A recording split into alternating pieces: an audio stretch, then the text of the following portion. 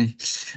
Bonsoir à tous, merci d'être, présents en visio, aujourd'hui avec nous. Je me présente tout d'abord, Mathieu Bergès, donc chargé d'études ornithologue à Nature en Occitanie, et on va vous présenter avec mon collègue, Ghislain Rioux, le suivi de la reproduction de la cigogne blanche en Comminges, qui a été réalisé entre 2019 et 2023. Donc je laisse la place pour commencer à mon collègue.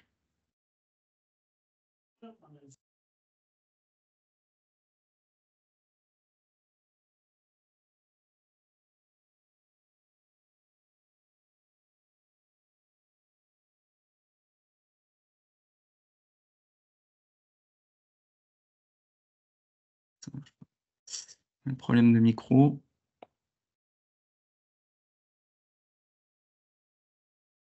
Bonsoir à tous, désolé, petit souci technique qui, je pense, est réparé là. Merci Mathieu pour l'introduction. Je suis Ghislain Rioux, je veux bien que tu passes à la première diapo. Alors, la cigogne blanche, c'est une espèce de la famille des cigogniformes. C'est un oiseau assez reconnaissable pour la très grande majorité de la population, hein. C'est un oiseau très, très grand, très haut, avec des motifs et une couleur générale noire et blanche, que ce soit chez les jeunes, chez les adultes ou les mâles, les femelles. À peu près tout le monde se ressemble chez la cigogne blanche. Voilà, les deux espèces qui sont les plus proches de la cigogne blanche, je dirais, c'est la première des espèces, donc c'est la cigogne noire, la deuxième espèce de cigogne présente en France. Elle est figurée sur cette diapo en bas à droite. À l'inverse de la cigogne blanche, donc la cigogne noire, elle est vraiment à dominante noire. Elle a les pattes rouges, le bec rouge également, mais elle a que le dessous, donc vraiment du ventre, des sous-caudales et un petit peu des axillaires, donc à la base de l'aile. Euh, Ce sont les seules parties blanches chez cette espèce. La cigogne noire qui est quand même nettement plus rare que la cigogne blanche chez nous, même si elle tend aussi à être de plus en plus fréquente. Et elle aussi est en expansion. La deuxième espèce, c'est le vautour percnoptère. Alors le vautour percnoptère, c'est quand même une famille très différente, hein. C'est un vautour, un rapace. Les pattes sont beaucoup plus courtes que chez la cigogne blanche, mais on retrouve les mêmes motifs. Donc avec les rémiges primaires, donc ces plumes du bord de l'aile, là, ces grandes plumes qui sont toutes noires, et donc les couvertures sous alaires. C'est alors, je ne sais pas si j'ai un pointeur, ça aurait été pas mal pour vous montrer, mais bon, c'est pas grave. Vous voyez, voilà, les couvertures sous alaire. Donc, c'est les parties blanches sous le vautour percnoptère à ce niveau. Donc, on retrouve un peu les mêmes motifs au niveau du dessous de l'aile que chez la cigogne blanche. Bon, le vautour percnoptère, il a une queue assez pointue et il n'a pas donc ces longues pattes et ce long cou et aussi donc ce long bec. Les cigognes, à la différence des hérons, lorsqu'ils sont en vol, voilà, quand on a un oiseau en contre-jour, c'est pas toujours facile de voir les couleurs. Mais les cigognes, elles ont le cou tendu, alors que chez les hérons, le cou est plié lorsqu'il est en vol. Pour ce qui est donc du régime alimentaire de notre cigogne blanche, alors elle a un régime très varié, mais qui est quand même très franchement tourné sur les espèces des zones humides ou des prairies. Donc notamment beaucoup d'insectes, de vers, des invertébrés d'une manière générale. Elle consomme aussi donc des micro-mammifères, des campagnols, des mulots. Elle consomme également des amphibiens, des lézards, parfois des petits oiseaux. Elle est très opportuniste. Il y a une grosse part des cigognes aussi aujourd'hui qui sont très détritivores, voilà, comme le milan noir et le milan royal.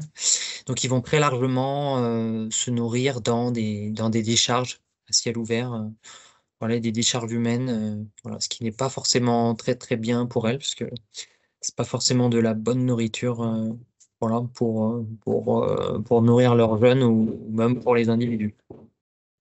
Au niveau de la biologie, la cigogne blanche, elle occupe une grande variété de milieux ouverts, mais elle est quand même assez plus spécialisée, on va dire, sur les zones humides. C'est là où on retrouve les plus fortes densités. C'est à proximité des grands cours d'eau, des grands étangs et des vastes milieux ouverts humides. Les sites de reproduction, donc ils ont cette caractéristique, c'est d'être, très très haut. Voilà, elle va chercher un support très haut et qui est complètement dégagé. Donc elle va, par exemple, occuper des pylônes. Voilà, voilà, les pylônes constituent, des supports de choix pour, l'édification des nids de cigognes.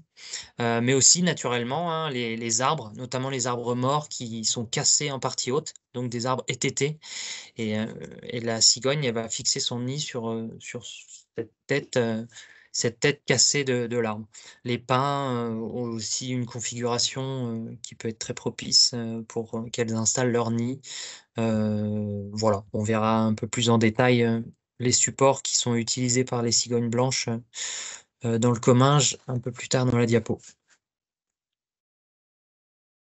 Pour ce qui est de la répartition, donc la cigogne blanche, c'est un oiseau paléarctique. Heu, Elle, niche voilà, c'est un migrateur, donc notamment un migrateur subsaharien en majorité, qui devient de plus en plus sédentaire. On le verra aussi un peu plus tard. Les zones de nidification, de la cigogne blanche sont essentiellement en Europe, en Afrique du Nord un petit peu, donc notamment au Maroc, Algérie et petit noyau de population en Turquie, en Iran, dans une petite zone là, ouest et centre asiatique. Les sites d'hivernage de la cigogne blanche sont essentiellement en Afrique subsaharienne donc c'est la zone en bleu sur la carte, qui provient de Cornell Lab. Heu, voilà, elle va franchir le désert et aller hiverner dans la bande, plus humide, un peu au sud, du Sahara.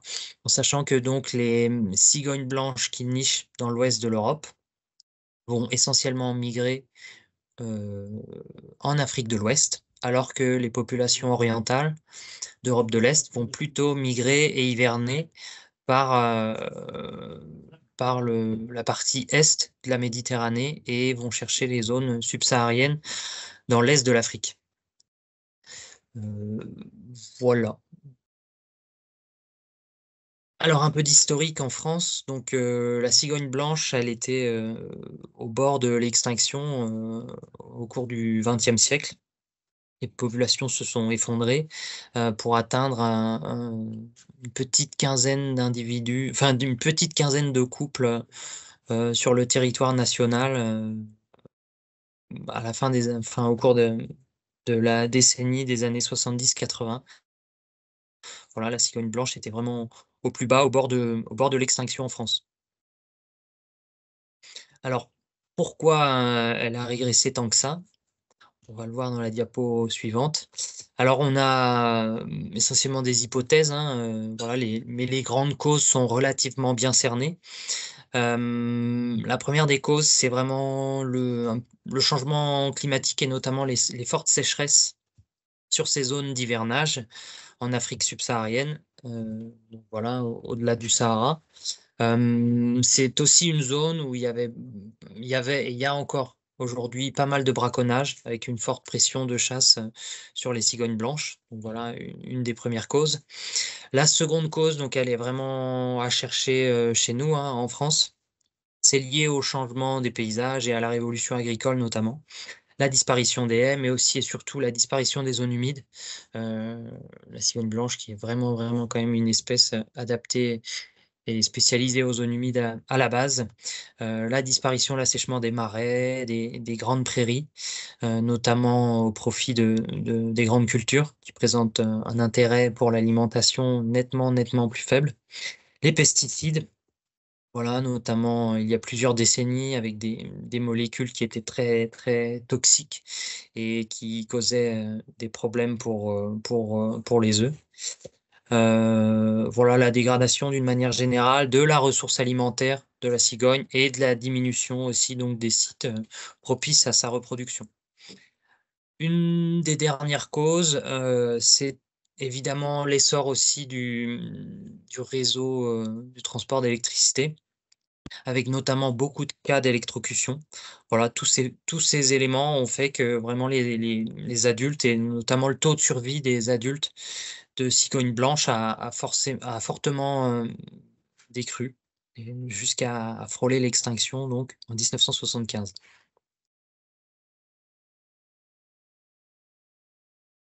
Voilà, donc pour résumer, voilà où en 1974, où la situation de la cigogne en France.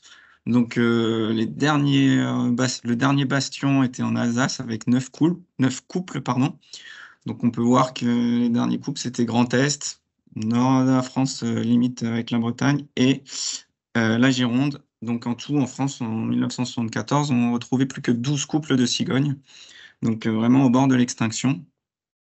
Et il y a eu vraiment un inversement de la courbe de la population de cigognes en France, avec en 1990, c'est monté à près de 146 couples, donc vraiment une grosse inversion, et du coup on a frôlé l'extinction, mais heureusement elle s'est pas éteinte. Donc ça a été dû en partie à plusieurs facteurs. Un des premiers facteurs, c'est l'installation de cigognes européennes. Il y a beaucoup de suivi, particulièrement de bagages en Allemagne, en Espagne.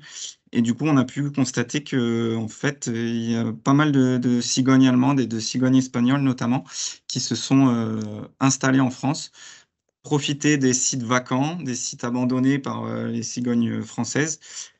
Et du coup, de nombreuses cigognes allemandes et espagnoles qui se sont installées, notamment en Alsace, en Charente-Maritime, qui est, qui sont les deux gros bastions de la nidification de la cigogne blanche à l'époque, et encore aujourd'hui, vous allez le voir. Mais profiter du coup des sites abandonnés par la cigogne française, mais c'est aussi une espèce qui est, comme Ghislain vous l'avez déjà dit, qui est très opportuniste, que ça soit pour l'alimentation ou pour la reproduction. Et en particulier, la cigogne blanche a profité de toutes nos décharges à ciel ouvert et de toute la nourriture qu'elle pouvait trouver dans ces centres d'enfouissement et de décharge, et aussi de profiter des espèces exotiques envahissantes qui ont été introduites, et notamment l'écrevisse de Louisiane dans les zones humides. Elle se nourrit énormément de cette espèce-là. Et au niveau reproducteur, des pylônes, donc même s'il y a des gros risques d'électrocution sur les pylônes et au niveau des grandes lignes très haute tension, elle profite de ces pylônes pour construire son nid. Et il y a eu aussi, en Charente-Maritime notamment, énormément d'installations de plateformes. Vous allez voir des exemples après dans le Comminges, mais voilà. Donc là-bas, à cette période-là, dans les années 80, qui ont profité aux cigognes pour s'installer. Et également une productivité en hausse, moins de compétitivité entre les couples, parce que moins de couples. Et fin des années 80, début des années 90, il y avait près de 3 jeunes par couple qui étaient élevés jusqu'à l'envol. Et également une baisse du braconnage, même si le braconnage est encore présent aujourd'hui, il y a quand même eu une baisse du braconnage, en particulier en France, mais pas que. Donc voilà les quelques paramètres qui ont permis à la cigogne de réaugmenter en France, pour continuer à augmenter les 15 années suivantes, pour en 2005 vraiment conquérir presque l'entièreté de la France, avec et dépasser plus de 1000 couples, et continuer ce développement de l'espèce en France, pour atteindre en 2019 près de 5000 couples, et continuer à conquérir toute la France, donc avec les gros bastions de Charente, des Landes et du Grand Est, mais aussi en Auvergne, en Bourgogne-Franche-Comté, en Normandie, et en Occitanie, là où le secteur qui va nous intéresser le plus aujourd'hui. Donc justement, si on zoome sur l'Occitanie, pardon.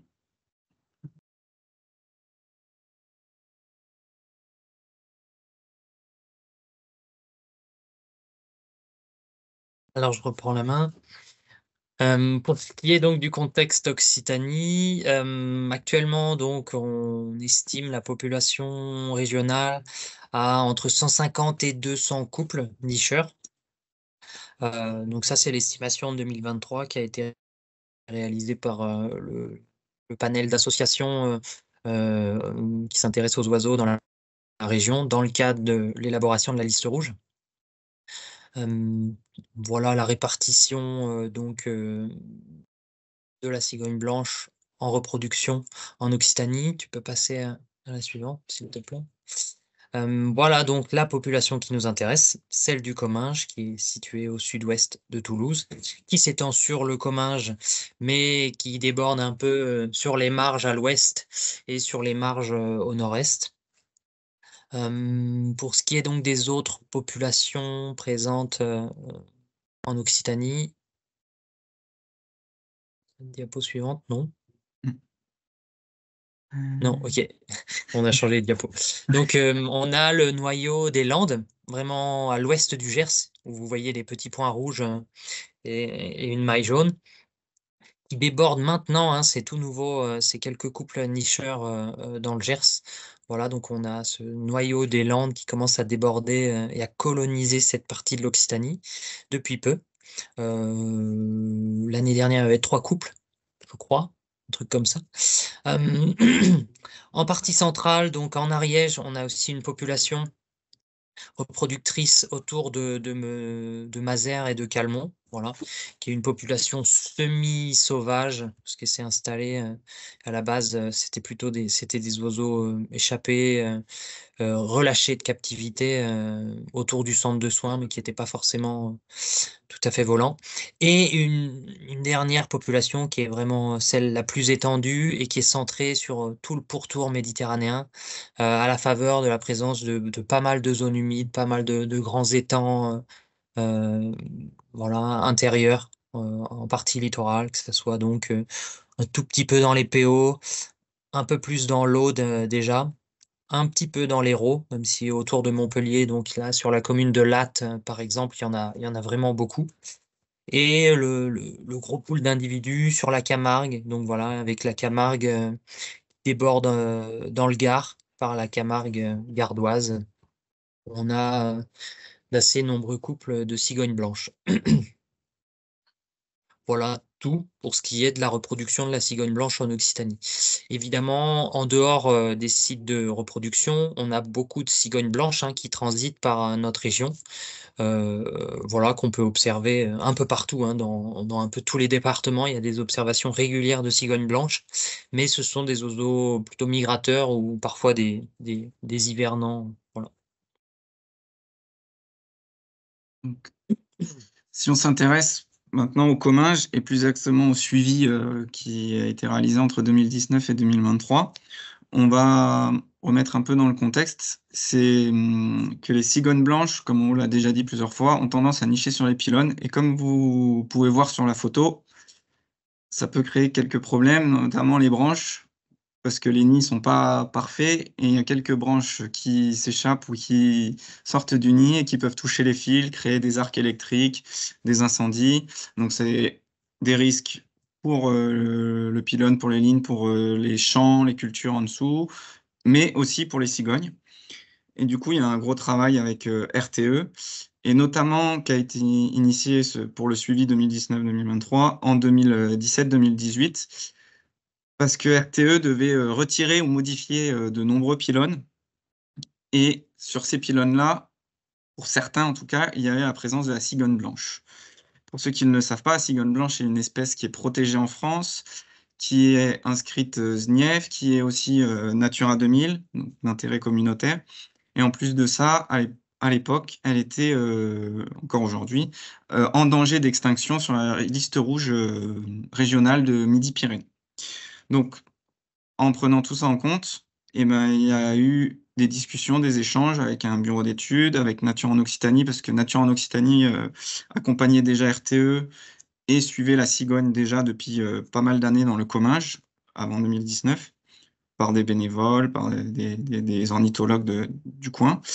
Et du coup, il a été décidé, comme ce qui est fait dans d'autres régions ou qui est connu pour fonctionner, de mettre en place des systèmes de compensation avec la création de plateformes qu'on peut voir sur ce pylône-là ou de corbeilles sur main en bois. Pour tous les nids qui ont été retirés, ça a été de la compensation pour 2 pour 1. Donc pour chaque nid retiré, chaque pylône avec nid retiré, il y a eu 2 corbeilles ou plateformes qui ont été installées. Et il a été décidé que sur 5 ans, il y avoir un suivi annuel avec un rapport avec, voilà, pour se rendre compte de l'efficacité de la compensation et voir un peu l'évolution des populations de cigognes blanches dans le Comminges. Alors, pour ce qui est de la méthodologie, pardon, du suivi, de ce suivi qui a été mis en place dans le cadre de cette étude, qui cible vraiment donc, la cigogne blanche en contexte reproducteur, hein, sur les nids. Donc, l'essentiel des observations se font à distance évidemment, avec des jumelles ou à la longue vue, voilà, en restant, assez loin des nids, même si les cigognes sont très tolérantes. Il y a 3 passages donc, qui sont réalisés dans la saison pour, vraiment bien suivre, cette reproduction et cette nidification des cigognes. Le premier passage a eu lieu, au cours de la première quinzaine du mois de mars. L'objectif, c'est de contrôler l'installation, des adultes sur les nids. Le second passage, donc, il a lieu entre, avril et mai, en cours de la période de nidification, voilà. Et le dernier passage, il est réalisé autour de la mi-juin et il a pour vocation de dénombrer les jeunes dans les nids et de vraiment, dénombrer, heu, les jeunes volants notamment, voilà, ou quasi volants.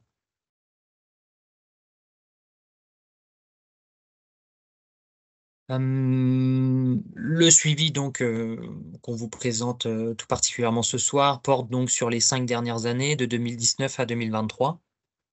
Mais il y a déjà eu des suivis précédemment, hein. La cigogne blanche était une espèce, qui était, observée, signalée par, de nombreux observateurs bénévoles de longue date. Le premier couple, à s'être installé dans la population du Comminges, c'était au début des années 90. Donc entre 90 et 2007, il y a eu très peu de nouvelles installations, voire même entre 90 et 2012. Voilà, il y a on va de un couple à je 2012, 5 couples. Donc on a une progression qui était très lente et mais à peine perceptible, voilà, la cigogne blanche restait vraiment, vraiment peu commune en reproduction, sur ce noyau du Comminges. Progressivement, donc à partir de 2013, alors 2014-2015, le suivi n'était pas suffisamment complet pour pouvoir vraiment évaluer, précisément, le nombre de couples, nicheurs.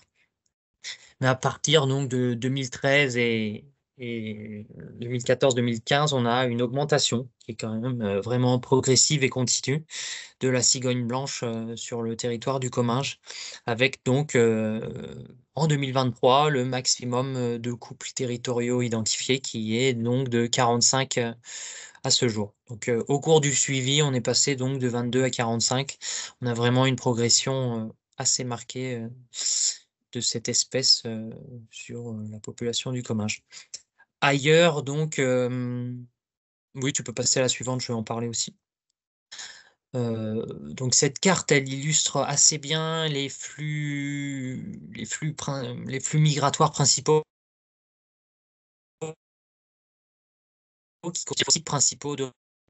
On a, donc, pour franchir les Pyrénées, les cigognes blanches qui choisissent soit, une voie occidentale, donc elles passent par la façade atlantique, mais par le Pays basque, soit un franchissement des Pyrénées par la partie orientale, donc par la partie Pyrénées, orientale, voilà et le littoral méditerranéen qui voilà avec les cigognes qui prennent, ensuite, naturellement donc la vallée du Rhône et toute la partie est de la France. Donc on a 2 populations qui se dégagent comme ça, une assez, occidentale qui est très centrée sur l'Atlantique et une autre plus orientale, centrée sur la Méditerranée et sur le couloir rhodanien et l'Alsace, donc qui correspondent aux 2 principaux axes de déplacement et de migration des oiseaux. Et nous, en fait, notre petite population du Comminges qui est située un peu au milieu des Pyrénées, bah, elle est un peu en marge de ces 2 populations et c'est probablement peut-être pour ça que cette population du Comminges, elle a mis un petit peu de temps à décoller en termes d'effectifs, parce que la population, que ça soit dans les Landes ou dans la partie méditerranéenne, heu Au début des années 2000, elles étaient déjà constituées de plusieurs dizaines de couples, hein, voire même plusieurs centaines. Donc voilà, on a une dynamique qui a été plus lente chez notre population du Comminges, sans doute en lien avec cet aspect excentré entre les deux voies migratoires principales. Donc en 2023, ça on l'a déjà dit, donc l'estimation du nombre de couples en Occitanie. Et oui, la population du Comminges, qui est donc de 45 couples en 2023, elle représente quand même une part qui n'est pas négligeable pour l'effectif régional. Elle représente un quart à un tiers des effectifs nicheurs d'Occitanie.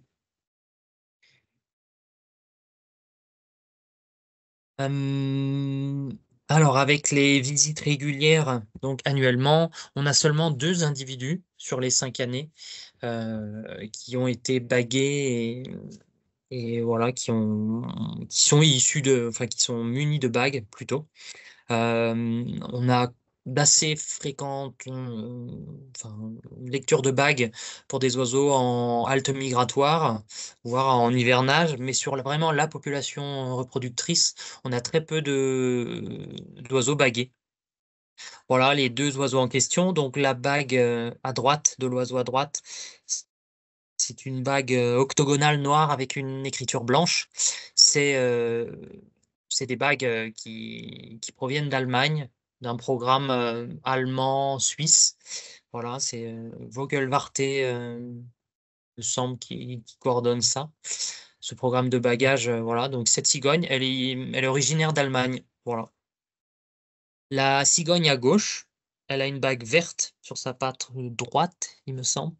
Donc on a toujours 2 bagues hein, normalement sur les oiseaux. Une bague métal qui correspond à une bague officielle muséum, avec un code unique aussi dessus, mais qui est très très difficile voilà, de lire à distance. Et une seconde bague, une grosse bague plastique, souvent colorée, avec des chiffres et des lettres écrits en gros.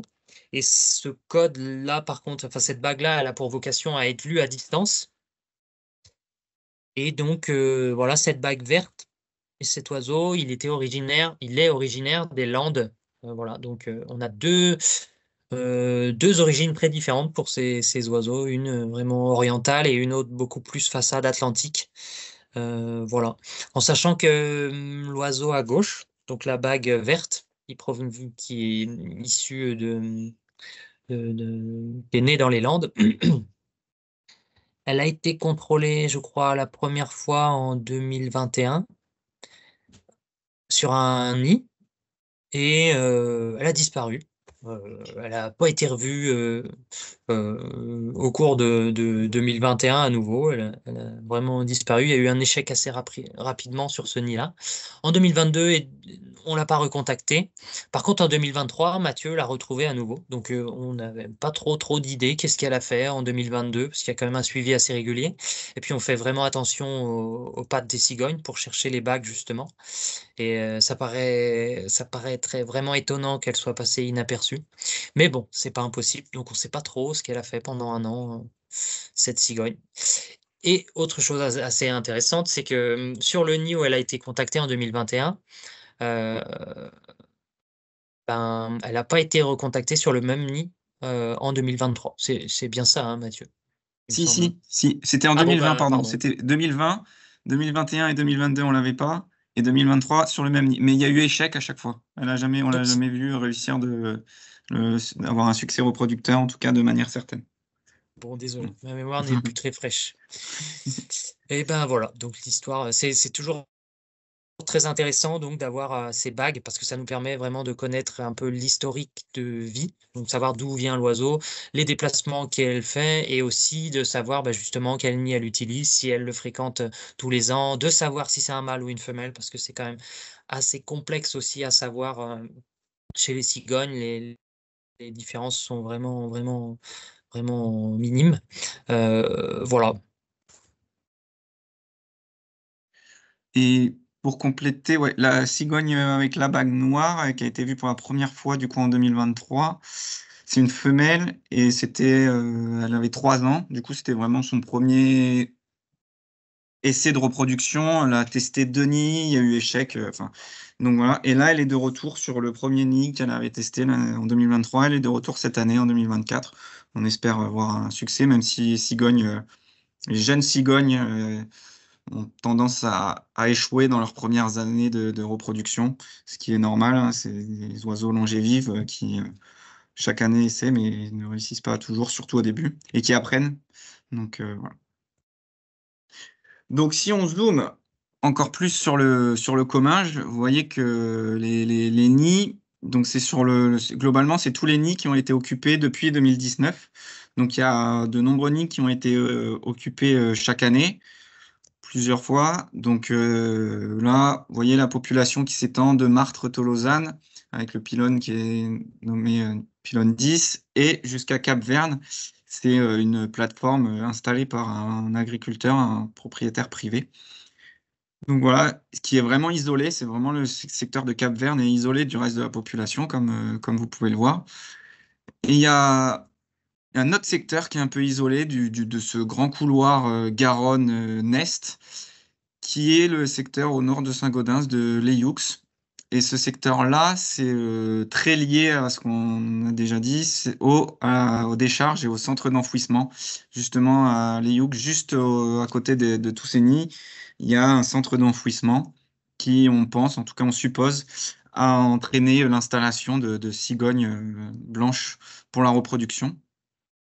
Donc, globalement, on peut voir qu'il y a certains secteurs qui sont très denses en nid, où on a des secteurs où tous les pylônes, enfin les 3, 4 pylônes d'affilée sont occupés. Justement, au sud de Saint-Gaudens, là, c'est Miramont-de-Comminges, exactement. Où dans un secteur, on a 3 pylônes d'affilée qui sont occupés, plus 2 plateformes qui ont été installées qui sont aussi occupées. Donc, c'est un peu l'aspect, le caractère un peu grégaire des cigognes qu'on observe beaucoup chez nous en migration, en hivernage, mais qui est très présent, qui peut être présent aussi en reproduction, notamment dans d'autres régions ou en Espagne, où c'est très visible. Et chez nous, ça s'illustre par, voilà, par l'installation sur des pylônes à la suite. C'est le cas aussi du côté de Saint-Laurent-de-Nest, où on a 4 pylônes occupés sur 6 pylônes d'affilée. Donc voilà un peu pour les secteurs. Donc vous voyez que les lignes à haute tension sont représentées en rose. Et en fait, elles suivent les voies de chemin de fer, la grande voie de chemin de fer. Et globalement, elles suivent la Garonne et ensuite la Neste, parce que la Garonne plutôt va dans ce sens-là, mais redescend dans les Pyrénées. Donc voilà pour la situation géographique qui s'étend du coup entre les départements des Hautes-Pyrénées et les départements de la Haute-Garonne. Donc, parmi tous ces nids, Ghislain en a déjà parlé, mais voilà tous les différents supports qui sont utilisés par les cigognes et notamment qui ont été utilisés durant les 5 années de suivi pour la population du Comminges. Donc, le classique, le pylône non aménagé, avec le nid qui est installé au niveau du câble de garde, les branches qui touchent les fils, enfin voilà. Le pylône avec une plateforme qui est bien plus sécurisée pour les cigognes et pour le passage du courant.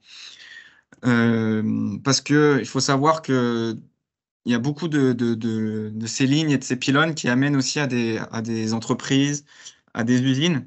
Et du coup, RTE peut avoir des problèmes aussi avec des coupures dues aux cigognes. Donc, c'est un peu notre conflit qu'on doit aussi réaliser avec RTE et la sensibilisation auprès de ces professionnels-là, que les risques ne sont pas uniquement pour les entreprises, mais aussi pour les cigognes. Ensuite, les corbeilles, donc c'est classiquement une corbeille en métal installée sur un mât en bois. Ça, c'est les corbeilles typiques qui ont été installées par RTE. Il y a quelques corbeilles qui ont été installées, une poignée par des propriétaires privés ou aussi par Enedis, justement, au nord de Saint-Gaudens. Et autre nid, un nid sur pont, il y en a eu un seul lors des 5 années de suivi, qui a bien fonctionné les 2 premières années et après qui a été abandonné. Un déplacement, peut-être dû à un dérangement, parce qu'il y a les cigognes qui se sont installées pas loin. Et le dernier type de nid, les arbres. Donc ça, c'est les plus jolis nids, les plus naturels, entre guillemets, parce que bon, on reste sur du résineux. Mais Mais voilà, c'est ce plateau que ça forme, pour la cigogne qui est parfait avec la belle vue des Pyrénées en fond. Donc voilà les différents types de nids et supports qui sont utilisés, par la cigogne. Pour, les résultats, si on rentre plus en détail dans les résultats, donc là, c'est pour, vous montrer un peu la comparaison entre, 2020 qui représente, la première année de suivi où on avait toutes les plateformes et toutes les corbeilles qui avaient été installées et 2023, la dernière année de suivi pour, montrer les proportions d'utilisation des cigognes et notamment aussi les nombres de nids. Donc, en marron clair, on peut voir pour les pylônes, c'est à représenter à peu près 30 de la population de cigognes qui nichaient sur des pylônes en 2020. Aujourd'hui, on est à 40 avec 10 pylônes en plus qui sont utilisés. Mais parmi ces 18 en plus de ces 18 pylônes, il y a 9 pylônes avec plateforme qui sont, eux, utilisés chaque année depuis 2020 et qui sont représentés en bleu foncé. Donc la proportion a diminué parce que la population augmente, mais il n'y a pas plus de plateformes utilisées depuis 2020. L'autre fait intéressant, c'est les corbeilles, donc les corbeilles sur mât en bois, donc on peut voir là, en bleu ciel, et ben, qui étaient 6 utilisés en 2020 et aujourd'hui on est à 14 qui sont utilisés, donc près de 10 en plus comme pour les pylônes, donc avec 30% de la population qui utilise ce type de nid. Et pour les arbres, même s'il y a des arbres qui ont chuté, il y a de nouveaux arbres qui ont été utilisés. Donc on est globalement toujours à 4 arbres depuis 2020 qui sont utilisés chaque année. Des arbres différents dus à la chute, parce que souvent, comme on peut le voir ici, c'est des arbres morts. Et justement, cet arbre qui a été utilisé l'année dernière est aujourd'hui cassé. En fait, c'était deux branches. Et la branche qui supportait le nid a cassé cet hiver avec les intempéries. Parce que faut savoir que les nids de cigogne, c'est plusieurs centaines de kilos, surtout chaque année, elles reviennent au même endroit, elles gonflent le nid. Donc sur un arbre mort, ça commence à peser et les petites branches cassent. Et donc voilà.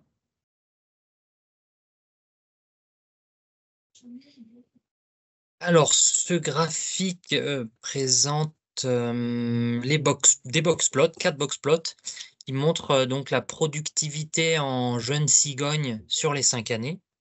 Ce qu'on appelle la productivité, c'est la production en jeunes par couple et par année, donc le nombre de jeunes par couple et par année. Le point le plus haut correspond au nombre maximum de jeunes, voilà, et le point le plus bas au minimum, qui est à 0, hein, voilà, parce qu'il y a eu des cas d'échec de reproduction sur toutes les types de plateformes, enfin de tous les supports de nid.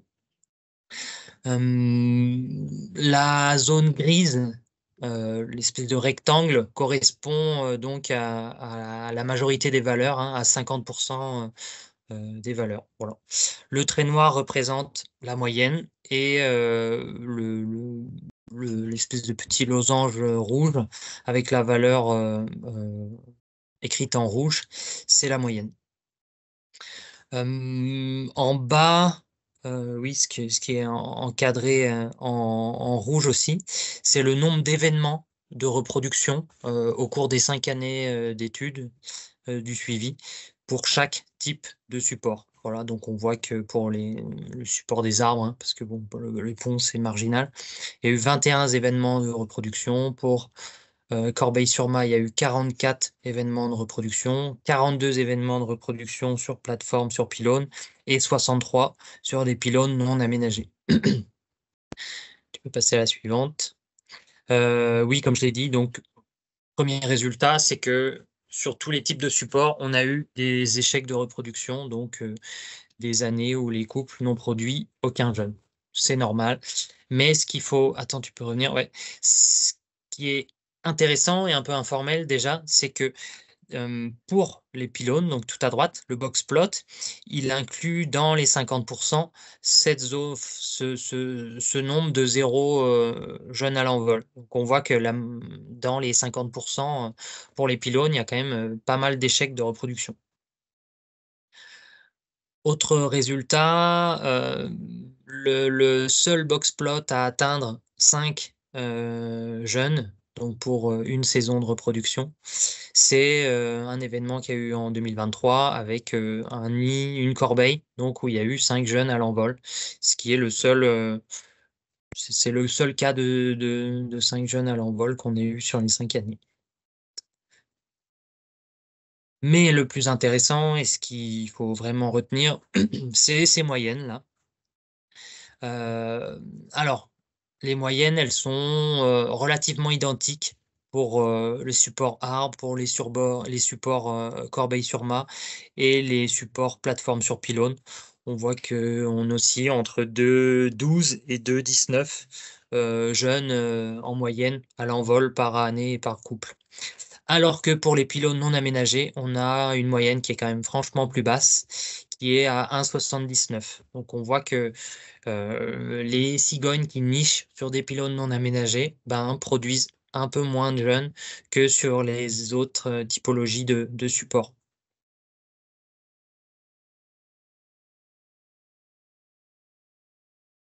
Autre résultat, donc, qui montre la productivité, donc toujours pareil, le nombre de jeunes à l'envol par couple et par année, au cours du temps. Donc on voit que ça évolue, à peu près toujours autour des 2. Voilà, 2021, une année avec un peu moins de 2 jeunes à l'envol, un maximum en 2022 à 2,25 jeunes à l'envol.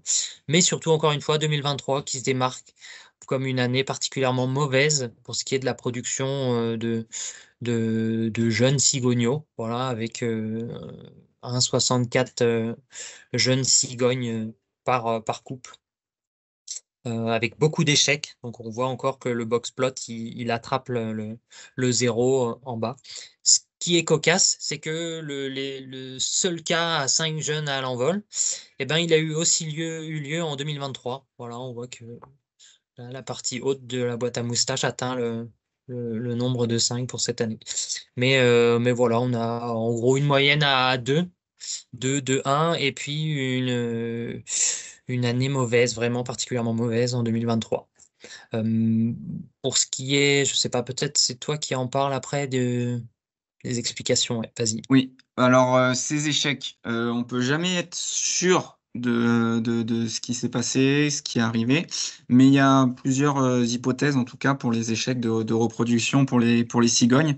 En fait, on peut être sûr que si vraiment on est on tombe sur une mortalité d'adultes, comme là, c'est le cas où un adulte de cigogne retrouvé, électrocuté, mort au pied d'un pylône, ou un nid qui est tombé, dû à des intempéries, à du vent, voilà, et on peut retrouver les jeunes cigognes morts, au pied, ou les œufs, éclatés au pied des pylônes. Et aussi, ça peut être dû également aux conditions climatiques, que les adultes aient du mal à nourrir les jeunes, à se nourrir eux, tout simplement, et du coup, il y ait une sélection où ils vont se concentrer sur un jeune et pas les autres. C'est assez visible. Il y a quelques nids, en particulier en Alsace, ou qui sont suivis par caméra, où on voit des adultes qui se débarrassent ou d'un ou deux jeunes pour se concentrer sur un jeune pour être sûr de lui le mener à l'envol. Et ça peut être aussi dû à la mortalité des jeunes au nid, tout simplement, dû à des parasites, dû à la malnutrition.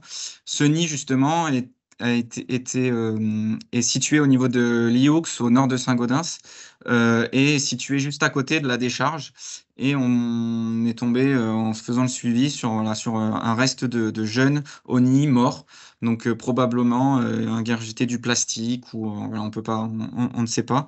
Mais voilà, donc c'est pas mal de causes. Donc électrocution, conditions climatiques, mauvaise nutrition, mort d'un adulte par électrocution, même par choc, collision.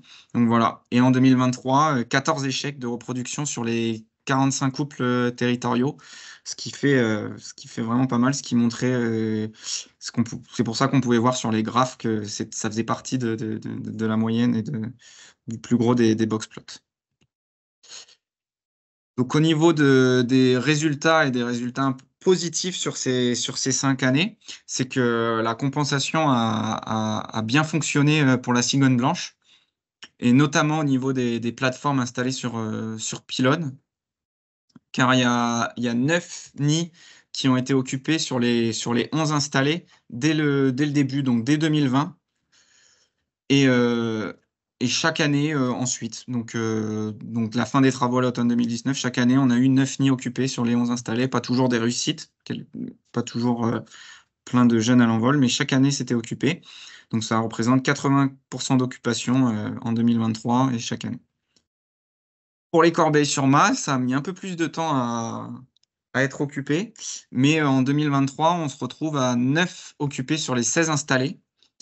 Donc ça représente 56 d'occupation, et en 2019, on en avait qu'une seule corbeille qui était occupée. En 2022, en 2021, 5 et en 2022 aussi 5 et en 2023, 9. Donc c'était une très belle surprise en 2029 pour la dernière année de suivi dans le cadre du suivi de la compensation où ça a bien montré que ces sites et ces possibilités de nidification pour la cigogne sont intéressantes pour l'espèce et nous, ça nous a confortés, là-dedans. Alors, pour conclure, ce qu'on peut dire, c'est que 60 de la population du couloir garonnais, du Comminges étendu, niche sur des infrastructures RTE.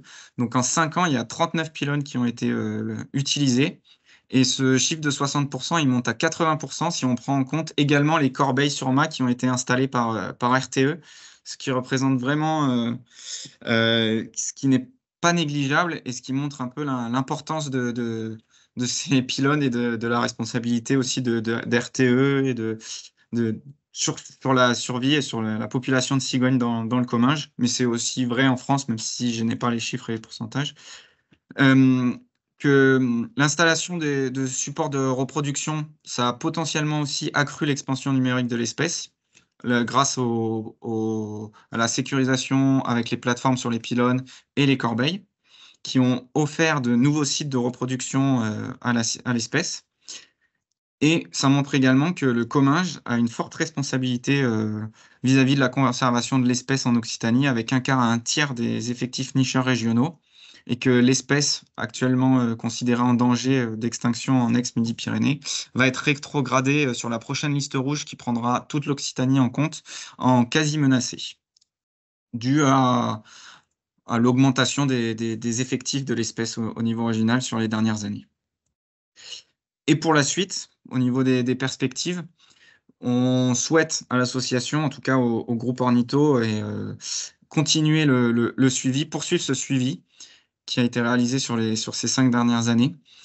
Pourquoi? Pour continuer à localiser les potentielles, nouvelles installations des cigognes et prévenir les dégâts pour l'espèce au niveau des pylônes, donc pour, RTE et pour les usagers du réseau, qu'ils soient privés, publics et bien sûr, pour la conservation de l'espèce patrimoniale, parce que même si elle est en augmentation, on voit que les chiffres de 2023, très mauvais, doivent également nous alerter, en particulier en contexte de changement climatique, d'évolution climatique toujours instable et on le voit en fait surtout en 2023, on a eu très forte sécheresse à l'hiver, sur le Comminges et au printemps, au moment de l'élevage des jeunes, il y a eu de très fortes pluies qui ont probablement, induit un fort échec de reproduction pour l'espèce. Et alors, même si le financement lié à la compensation dans le cadre de ce suivi est terminé, on souhaite continuer et du coup, on a besoin d'observateurs bénévoles pour poursuivre ce suivi.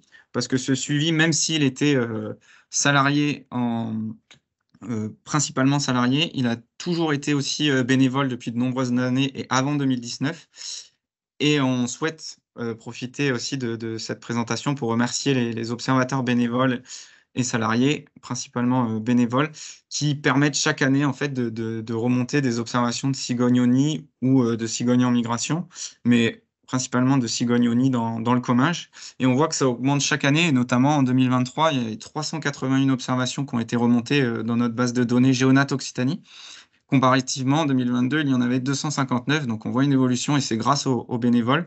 Donc on a cité une grande partie, on en oublie peut-être et je souhaiterais citer notamment, John et Cécile qui suivent régulièrement des nids et qui nous transmettent très régulièrement des observations, que ça soit, lors de la période de reproduction, mais aussi en migration et également en hivernage, parce qu'on a de plus en plus de cas, de l'espèce qui reste, au nid ou qui profite encore des sites de nidification, des pylônes ou des plateformes l'hiver où, tout le mois de novembre, décembre et janvier, on les retrouvait sur les nids.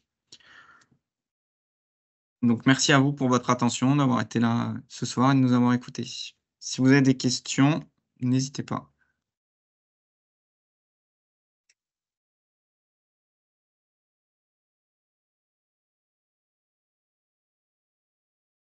Merci pour les petits cœurs. Alors, je vois qu'il y a des questions. Alors, pour les mouvements migratoires, c'est compliqué d'avoir, vraiment de savoir exactement pour les couples parce qu'on a très peu d'individus bagués comme, l'a présenté, Ghislain et on a très peu de remontées de bagues. Par exemple, pour la cigogne, landaise ou même la cigogne allemande, en fait, il n'y a pas eu de remontée, pour ces bagues-là hors de la reproduction. Donc on n'a pas d'informations précises et on peut juste dire qu'on a beaucoup de cigognes et de plus en plus qui, comme vous le dites dans vos commentaires, 44 individus observés en décembre à côté du centre d'enfouissement, voilà, qui profitent de ces centres d'enfouissement toute l'année, qui ont bien compris qu'il n'y avait pas besoin de partir en Afrique pour continuer à trouver à manger ou même dans le sud de l'Espagne. Donc elles profitent de nos déchets, elles profitent aussi de l'évolution du changement climatique, un hiver, pas d'hiver comme on a eu cette année par exemple. Et donc voilà. Mais c'est compliqué d'être précis sur si c'est les couples du comminges ou pas. Mais en supposant que les couples sont assez fidèles au nid et à leur site de reproduction, on les a vus régulièrement, en tout cas au nid durant l'hiver. Et pour répondre à Nicolas, oui, alors il y a, Ghislain a présenté au début sur la carte, française et Occitanie. Il y a bien, des couples, qui sont sur la vallée de l'Adour, dans le Gers, du côté de Riscle justement et Gérivière aussi. Donc c'est en continuité des populations landaises le long de l'Adour et ça c'est depuis l'année dernière, il y a 3 couples et puis, on va continuer à regarder ça et suivre les ornithologues locaux s'y intéressent beaucoup et du coup remontent régulièrement des observations et vont surveiller ça de près. Si tu veux compléter, Ghislain, n'hésite pas, hein. Oui, bon, je pense que tu as un petit peu tout dit. Mais pour ce qui est des mouvements migratoires, vraiment pour les nicheurs du Comminges ou même d'Occitanie, il n'y a pas de programme spécifique sur la cigogne blanche pour équiper des jeunes oiseaux au nid, à ma connaissance, en Occitanie. Donc, on n'a pas forcément d'informations à ce niveau à notre échelle. Après, ailleurs, en France ou en Europe, c'est une espèce qui est largement baguée, pour lequel on a beaucoup d'informations. Donc, voilà, on a ces informations par l'intermédiaire de ces populations, quoi. Voilà. Clairement, oui, il y a beaucoup de cigognes blanches hivernantes aujourd'hui, notamment autour de Lioux et de la décharge. On n'a pas tant que ça d'idées vraiment de la part de la population du Comminges qui est hivernante, donc qui bouge pas et qui reste là toute l'année. On n'a pas vraiment ces informations. On aimerait bien, mais ça sera compliqué. Clairement, sur les oiseaux de Lioux aussi, en hiver ou aux périodes migratoires, il y a énormément d'oiseaux qui viennent d'ailleurs.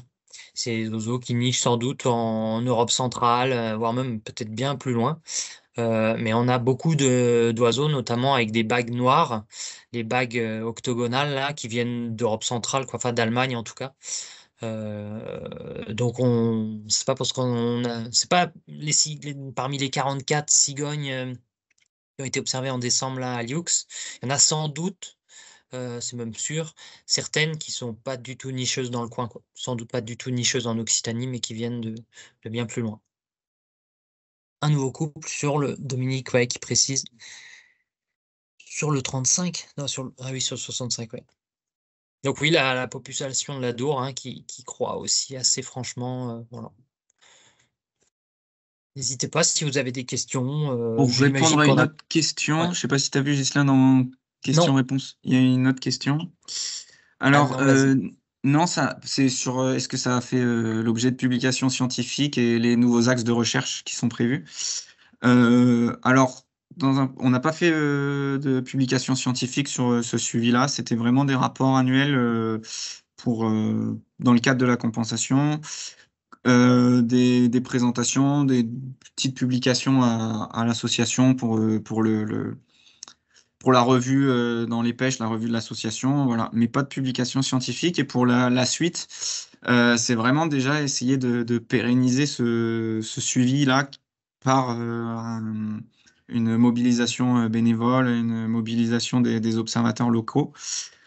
Continuer à suivre pour voir l'évolution de la population et continuer à avoir des chiffres sur l'envol des jeunes, etc., pour continuer à avoir des précisions.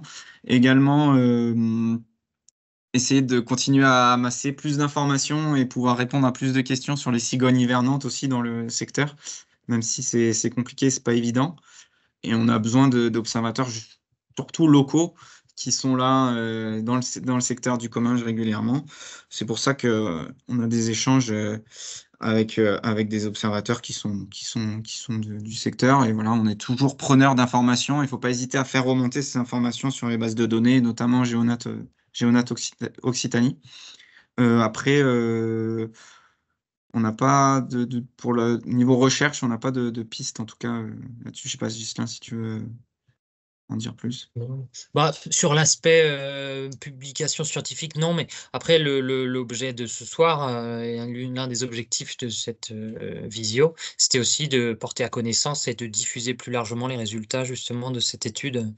Voilà, mais pas, non, pas pour l'instant, rien de prévu d'un point de vue publication scientifique, mais pourquoi pas, on y avait pensé sur Plume de naturaliste ou des choses comme ça, sur des publications régionales ou locales. Et pour ce qui est des axes de recherche, moi, je pense que l'objectif un peu dans les années à venir, ça va être de maintenir le suivi le mieux possible, donc d'essayer d'avoir un suivi assez complet sur le nombre de couples. Au début, donc en 2019, il y avait que 20 couples. C'était plus simple. Là, on voit qu'on arrive à 45 couples aujourd'hui. Ça commence à devenir pas mal. Et ça commence à devenir plus difficile de suivre tous les couples assidûment, avec plusieurs, passages dans la saison. Mais c'est encore possible, hein, par rapport à Mm. d'autres populations qui comptent, Oui. plusieurs centaines de couples. On a encore de la marge, donc on peut le Et faire. c- et c'est assez facile à observer. Enfin, les cigognes sont en haut des pylônes, hein, ça c'est compliqué à louper. Euh, Après, il y a des secteurs qui sont pas proches des routes et du coup, c'est vraiment longer la voie de chemin de fer entre Saint-Gaudens et Martres-Tolosane. Et on a des nouvelles installations à chaque année, là encore, des nids qui, par exemple, l'année dernière, on avait des nids qui ont été construits rapidement et après totalement abandonnés. Et en fait, cette année, on voit que les cigognes reviennent et c'est assez commun chez l'espèce de détester, de venir construire un nid. Voilà, les jeunes cigognes ne réussissent pas dès la première année. Et du coup, il y a une veille à faire pour continuer à surveiller, continuer à voir un peu, parce qu'il y a des pylônes qui sont vraiment pas, qui sont vraiment à risque pour les cigognes et qui, justement, où elles s'installent. Et du coup, ça, c'est vraiment aussi cette veille-là à réaliser. Et oui, comme dit Laurent aussi dans la discussion, pour une fois, qu'on présente, un suivi d'espèces, d'une espèce qui se porte bien, ça fait quand même plaisir. On entend tout le temps parler de déclin et tout, bon, c'est quand même une généralité. Mais il y a quand même quelques espèces qui arrivent à tirer leur épingle du jeu. Et la cigogne blanche, voilà, c'est quand même une réussite dans la protection de la nature d'une manière générale, dans notre cohabitation aussi. Voilà, ça montre quand même que on peut mieux faire. C'est un bon exemple. Voilà. Alors, Dominique, pour répondre à ta question, la conférence est enregistrée, donc on va voir ce que ça donne comme fichier, ce qu'on pourra en faire. Je garantis pas la disponibilité de la conférence en espérant que ça le soit. Voilà. À On a un quand les peu trop cigognes? bégayé au début, Ah, on la partagera. oui. On essaiera de couper au début, oui. À quand des cigognes au nord de Martre? Eh ben, à surveiller. Il y a, voilà, ça se densifie au niveau de Martre, de Montbavezan. Donc à surveiller, hein. Il y a des pylônes tout le long de l'autoroute. Donc toutes les personnes qui prennent l'autoroute pour aller au sud, regardez la route. Mais si vous avez un passager, regardez aussi les pylônes. Voilà, donc pour le moment, on n'en a pas. On a eu une remontée de cigognes qui posaient sur un pylône, mais voilà. Après, la répartition des cigognes actuellement, elle en dit quand même un peu long, moi je trouve. Elles sont quand même toutes vraiment proches de la Garonne et sur les secteurs initialement où il y avait vraiment pas mal de prairies, quoi. On voit qu'il y a quand même vraiment une appétence de cette espèce pour ces zones-là. Bon, il y a la décharge de Lioux aussi qui fixe un pool de nicheurs, mais autrement, c'est vraiment centré sur la Garonne. À Martres, donc ouais, il y a la proximité des gravières, là, il y a une série de gravières, mais plus au nord, bon, il y a des gravières aussi, mais je sais pas si la population, enfin, si vraiment il va y avoir des couples à s'étendre, franchement, plus au nord. Déjà, c'était une surprise, hein, pendant le confinement en 2020, ouais, que ce couple de Mont-d'Avezan s'est installé là sur un pylône vraiment au bord de l'autoroute. Personne ne peut le rater. Tout le monde l'a vu. Celui-là, il est signalé des dizaines de fois chaque année. Et depuis l'année dernière, donc il y a un couple, enfin il y a un nid qui a été construit sur un pylône bancal juste à côté. Et Et en meilleur état maintenant, oui. ouais, et cette année, elles ont l'air bien fixées dessus. Enfin, il y a deux couples proches, quoi. Voilà, Et, c'est me- assez nouveau. et récemment, j'ai même eu, pour continuer sur ce secteur-là, remontée d'un troisième couple qui a testé sur un arbre et qui s'est un peu déplacé sur, voilà, comme le dit Laurent, troisième sur l'arbre. Mais hier ou aujourd'hui, le couple était, voilà, donc on a des remontées régulières sur ce secteur-là parce que beaucoup de monde prennent cette autoroute, était sur un pylône juste un peu en amont et plus sur l'arbre. Donc à surveiller, ça bouge encore, voilà. Et Dominique, pourquoi elle a été enregistrée? En fait, ça s'est enregistré automatiquement. Voilà. Donc c'est pour ça que je peux pas te garantir le fichier dans lequel ça va être sorti, ni la taille. Donc, comme notre site internet est éco-responsable, je suis pas sûr que cette taille de fichier ne passe sur le site internet. Voilà.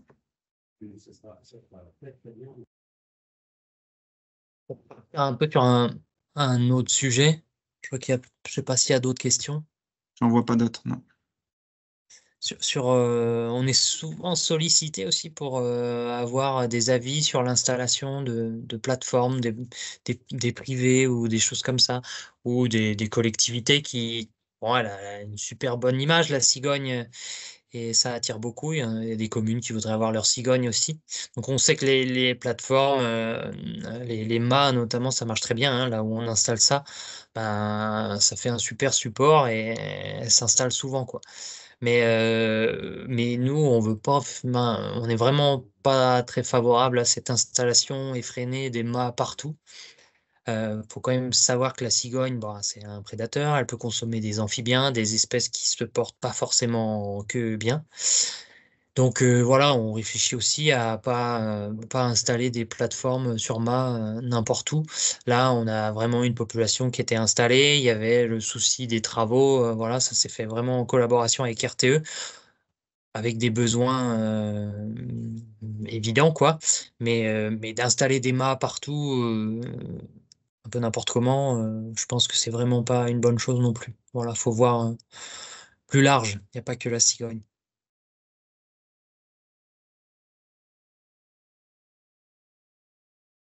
En tout cas, si vous avez plus de questions, on va pouvoir terminer la vision. En tout cas, merci d'avoir été présent. Donc, près d'une vingtaine au maximum, je crois avoir vu. Donc, merci à tous et souhaite à tous une bonne soirée. Et, merci pour vos retours et vos questions. Et ben, je crois que c'est bon. Tout le monde est calé sur la cigogne. Merci à vous et bonne soirée alors. On va clôturer. Au revoir. Au revoir à tous.